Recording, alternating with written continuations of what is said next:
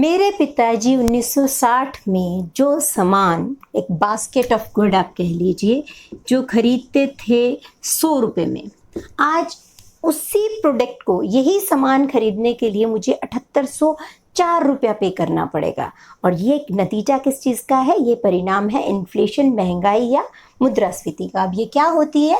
ये है persistent rise in general price level, यानी एक या दो वस्तुओं की कीमतों में नहीं, बल्कि हमारी जो जितनी भी रिप्रेजेंटेटिव प्रोडक्ट्स हैं, जितने भी चीज़ें हम इस्तेमाल करते हैं डे टू डे लाइफ में, उनकी एवरेज प्राइस में जब लगातार इजाफा या वृद्धि या इंक्रीमेंट होता है तो उसको हम कहते हैं इन्फ्लेशन या मुद्रास्फीति।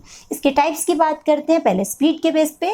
तो ये क्रिपिंग हो सकता है। क्रिपिंग का मतलब धीरे धीरे इन्फ्लेशन का बढ़ना, 2-3% बढ़ गया हर साल या 10% बढ़ गया 10 सालों में, तो उसको हम कहते हैं क्रिपिंग इन्फ्लेशन। ये इकोनॉमी के लिए बहुत बेनिफिशियल है। वॉकिंग इन्फ्लेशन थोड़ा तेज बढ़ रहा है, 30-40% पर डिकेड बढ़ रहा है, लेकिन ये भी इकोनॉमी के लिए उतना घातक नहीं होता। इंडिया में मेरा ख्याल है कमोबेश यही केस है, पर हाँ थोड़ा सा पिंच होता है। लेकिन रनिंग और गैलपिंग इन्फ्लेशन, कूदता दौड़ता इन्फ्लेशन जो है वो बहुत घातक होता है। 80 से 100% तक आपकी प्राइसेस बढ़ रही हैं ओवर ए डिकेड। और श्रीलंका और पाकिस्तान का हाल आपने देखा होगा, ज़्यादा कुछ कहने की ज़रूरत नहीं है। वो जो है केस आपका रनिंग और गैलपिंग इन्फ्लेशन का है। तो इकोनॉमी जो है उसमें वैल्यू ऑफ मनी तो कम होती ही होती है, उसके अलावा जो है मनी के ऊपर से विश्वास भी कम हो जाता है। पर कंप्लीटली विश्वास ख़त्म हो जाता है जब हाइपर इन्फ्लेशन या बेलगाम इन्फ्लेशन बढ़ती है। इस केस में जैसे कि जर्मनी में 1932 में हुआ कि उनकी करेंसी पे से लोगों का विश्वास ही उठ गया। फिर वेनेजुएला के अंदर तो आज भी आप ये सिचुएशन, वेनेजुएला का केस निकाल के देखना गूगल पे, और आपको पता चलेगा कि वहाँ इन्फ्लेशन का लेवल क्या है। लोग करेंसी पे विश्वास नहीं करते। इतना गाड़ी भर के पैसा लेके आओगी तो बैग के अंदर सामान जो है आपको मिलेगा। तो ये इन्फ्लेशन स्पीड बेस पे है। कॉस्ट बेस पे बात करें तो डिमांड पुल हो सकता है, कॉस्ट पुश हो सकता है मेनली, तो ठीक है। बाकी हम ये भी करेंगे, डिमांड पुल का मतलब है किसी वजह से डिमांड बढ़ रही है इकोनॉमी में, चाहे वो पॉपुलेशन के बढ़ने की वजह से बढ़ रही है या लोगों के पास पैसा ज़्यादा आ जाए डेफिसिट फाइनेंसिंग की वजह से या किसी और वजह से। तो जो है जब डिमांड बढ़े लेकिन प्रोडक्टिव कैपेसिटी से ज़्यादा बढ़ जाए तो उसका मतलब तब जो इन्फ्लेशन होगा, इंक्रीज हो जाएंगी प्राइसेस। ऐसे ही इकोनॉमी में इक्विलिब्रियम होता है, ठीक है। तो उसको कहते हैं demand pull inflation.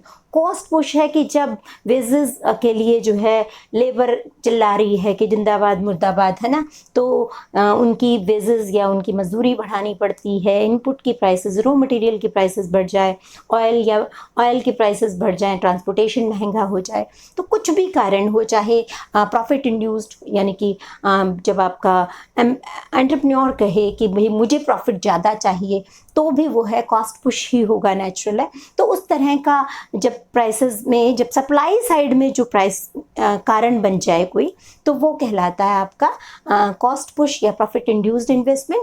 Then comes headline. Headline का मतलब है कि हेडलाइन इन्फ्लेशन कहते हैं जब सब तरह के प्रोडक्ट्स को इंक्लूड करके और इन्फ्लेशन को मेज़र किया जाता है, मुद्रास्फीति को मापा जाता है, तो वो कहलाता है हेडलाइन इन्फ्लेशन। अब इसमें जो है फूड प्रोडक्ट और एनर्जी प्रोडक्ट भी आ जाते हैं और उनकी प्राइसेस बहुत जल्दी फ्लक्चुएट होती हैं, ऊपर नीचे होती रहती हैं। तो इसलिए कई बार जो है स्ट्रेटेजिक पॉइंट ऑफ व्यू से कोर इन्फ्लेशन इस्तेमाल किया जाता है। कोर का मतलब हो गया एक बेसिक इन्फ्लेशन की रेट, जिसमें फूड प्राइसेस और एनर्जी प्राइसेस को हेडलाइन इन्फ्लेशन में से माइनस कर दिया जाता है, तो कोर इन्फ्लेशन आता है। रिफ्लेशन तब होता है जबकि इकोनॉमी में डिफ्लेशन लाइक सिचुएशन हो, बहुत नीचे जा रही है इकोनॉमी और गवर्नमेंट जो है वो कोशिश करे उसको अप करने की, तो उसके लिए क्या करेगी? मनी की अवेलेबिलिटी बढ़ाएगी, मार्केट के अंदर पैसा डालेगी, है ना। जैसे कोविड के टाइम पे हुआ, करोड़, थाउजेंड्स ऑफ करोड़ जो है, लैक्स ऑफ करोड़ जो है वो इकोनॉमी में डल रहे हैं। तो उसकी वजह से जो इन्फ्लेशन आता है अचानक से, क्योंकि प्रोडक्टिव कैपेसिटी तो धीरे धीरे बढ़ेगी, लेकिन पैसा मार्केट में अचानक से बढ़ गया, तो उसकी वजह से जो है डिमांड बढ़ी और डिमांड बढ़ने की वजह से प्राइसेस बढ़ती है, तो उसको रिफ्लेशन कहा जाता है, संस्फीति कहते हैं इसको, इंपॉर्टेंट है बहुत।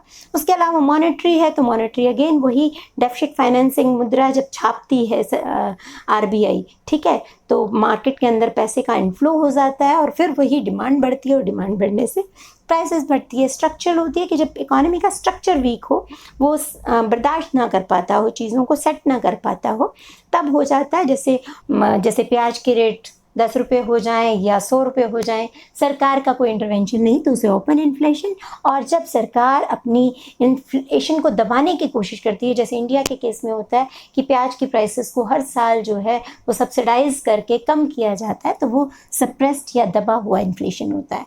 इसी तरीके से एक बहुत इंपॉर्टेंट टॉपिक है स्टैगफ्लेशन। 1970 के आसपास ये देखने को मिला कि डिमांड की कमी की वजह से मार्केट में जो है प्रोडक्शन कम है और उसकी वजह से अनएम्प्लॉयमेंट है, रोजगार भी कम है, लेकिन at the same time prices बढ़ रही हैं, वेजेस बढ़ाई जा रही हैं और प्राइसेस बढ़ रही हैं। तो वो एक ऐसी सिचुएशन है जहाँ पर मंदी और तेजी दोनों के लक्षण जो हैं एक साथ दिख रहे हैं। स्टैग का मतलब स्टैग्नेशन और इन्फ्लेशन का मतलब इन्फ्लेशन, दोनों जब एक साथ को एग्जिस्ट करती हैं तो इसको कहते हैं स्टैगफ्लेशन। स्क्यूफ्लेशन का मतलब है जब मार्केट में 2-4 चीज़ों की प्राइसेस बढ़ रही है, बाकी सब नॉर्मल चल रहा है। जैसे इंडिया के केस में पेट्रोल डीजल जो है अचानक से बढ़ना शुरू हो जाता है, प्याज अचानक से बढ़ना शुरू हो जाता है, तो कुछ मतलब एरिया के अंदर या कुछ एक प्रोडक्ट्स के में होता है तो इसको स्क्यू यानी कि थोड़ा बहुत है ना, कहीं साइड पे से बीच में से। श्रिंक इन्फ्लेशन जो है, श्रिंकफ्लेशन जिसे कहते हैं, ये एक न्यू टर्म है। बता देती हूँ कि श्रिंक का मतलब है कि जब मार्केट में आपने बिस्किट्स के पैकेट देखे होंगे, पैकेट्स में जो भी चीज़ें आती हैं उन सब के साथ ऐसा श्रिंकफ्लेशन देखने को मिलता है कि क्या किया जाता है, प्राइसेस नहीं चेंज किया। 10 रुपये का पैकेट है ओरियो का, 10 रुपये का आएगा। पहले यदि 7 बिस्किट आते थे, अब वो 5 बिस्किट कर देंगे, फिर धीरे धीरे घटा के 4 बिस्किट कर देंगे। तो श्रिंक होता जाता है, पैकेट श्रिंक होता जाता है, उस पैकेट में कंटेंट कम होता जाता है लेकिन उसकी प्राइस सेम रहती है। ये भी एक तरह का इन्फ्लेशन ही है, प्राइस में इंक्रीज ही है नेचुरल है, पर बिस्किट तो प्राइस बढ़ गई ना, तो उसको कहते हैं shrinkflation. Thank you so much for watching. Inflation को अभी हम और लेके जाएंगे, मैक्रो में भी पढ़ेंगे, इंडियन इकोनॉमी के कॉन्सेप्ट्स में उसके ट्रेंड की भी बात करेंगे। तो बने रहें मेरे साथ। Thank you so much.